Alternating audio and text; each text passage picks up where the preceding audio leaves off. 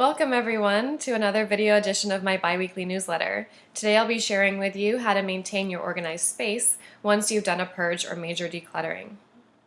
When I tell people what I do, one of the responses I get a lot is, "Oh, I'm not an organized person." Even when I do manage to get my space in order, it never stays that way for long. It's just not in my nature to be organized. And my reply to this is that being organized is like doing the laundry. It has to be done regularly. You can't organize once, check it off your list, and expect it to stay that way. Allow me to draw a parallel. I'm currently training for the Brooklyn Half Marathon. 3 months ago, I would have told you that I am not a runner, that it does not come easily to me, and that it's simply not in my nature. However, in the last 3 months, I've gone from running nothing, not at all, to completing a 10-mile run yesterday, and in 2 weeks, on the 18th, I will complete my first half marathon. The reason this has been so successful for me, and why I've been able to shift my identity from that of a non-runner to a runner, is that I first made a plan, and second, I followed a simple routine. I set myself up for success by making it easy on myself to follow through. And I believe the same is true for organizing. I think you'll find it much easier to see yourself as an organized person if you make a plan and follow a simple routine. Here are my tips. Once you've done the purging and decluttering, the first step is to make a plan. Decide on the following: what needs to be maintained, how long will it take you, and when will you do it? I have a plan for my training which outlines when and how long I will run for. It holds me accountable, and it keeps me from having to start from scratch every day to decide how long I will run. And when it comes to organizing, planning is just as important.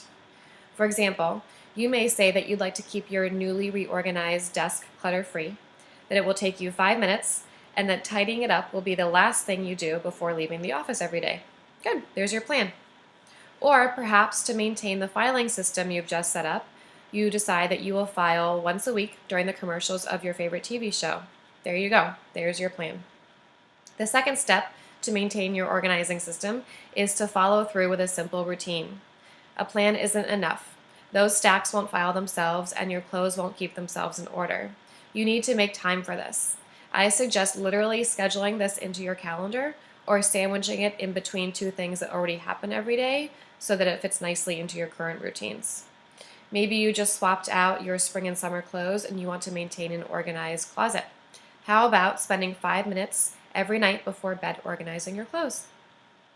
If you finally clear the surface of your dining room table and you want to keep it that way, you'll find it easier to keep it clutter-free if you put on a favorite song every day when you get home and attend to the incoming paper and items that find their way onto the surface.